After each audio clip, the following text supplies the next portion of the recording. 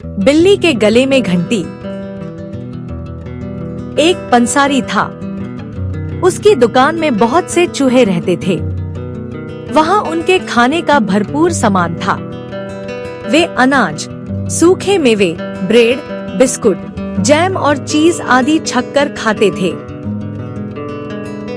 चूहों के कारण पंसारी को काफी नुकसान होता था।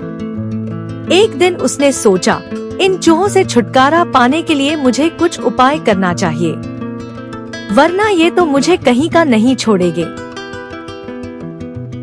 एक दिन दुकानदार एक बड़ी और मोटी सी बिल्ली ले आया।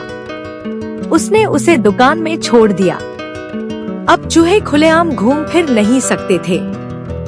बिल्ली रोज किसी न किसी चूहे को पकड़ती और उसे मारकर खा जाती।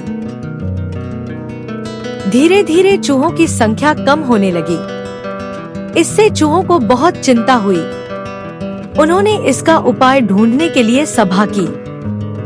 सबने एक स्वर में कहा, हमें इस बिल्ली से छुटकारा पाना ही होगा। तभी एक होशियार चूहे ने खड़े होकर कहा, बिल्ली बहुत चालाक है।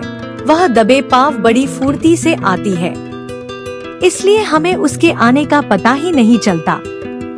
हमें किसी तरह उसके गले में एक घंटी बांध देनी चाहिए। शिक्षा जिस सुझाव पर अमल न हो सके, वह सुझाव किस काम का। सभी चूहों ने इस सुझाव का समर्थन किया। सारे चूहे खुशी से नाचने लगे।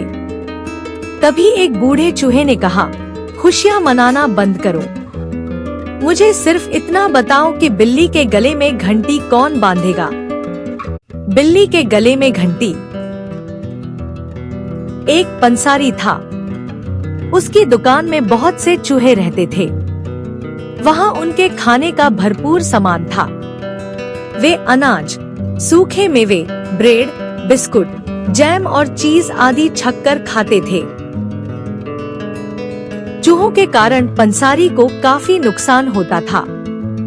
एक दिन उसने सोचा, इन चूहों से छुटकारा पाने के लिए मुझे कुछ उपाय करना चाहिए, वरना ये तो मुझे कहीं का नहीं छोड़ेंगे। एक दिन दुकानदार एक बड़ी और मोटी सी बिल्ली ले आया। उसने उसे दुकान में छोड़ दिया। अब चूहे खुलेआम घूम फिर नहीं सकते थे। बिल्ली रोज किसी न किसी चूहे को पकड़ती और उसे मारकर खा जाती।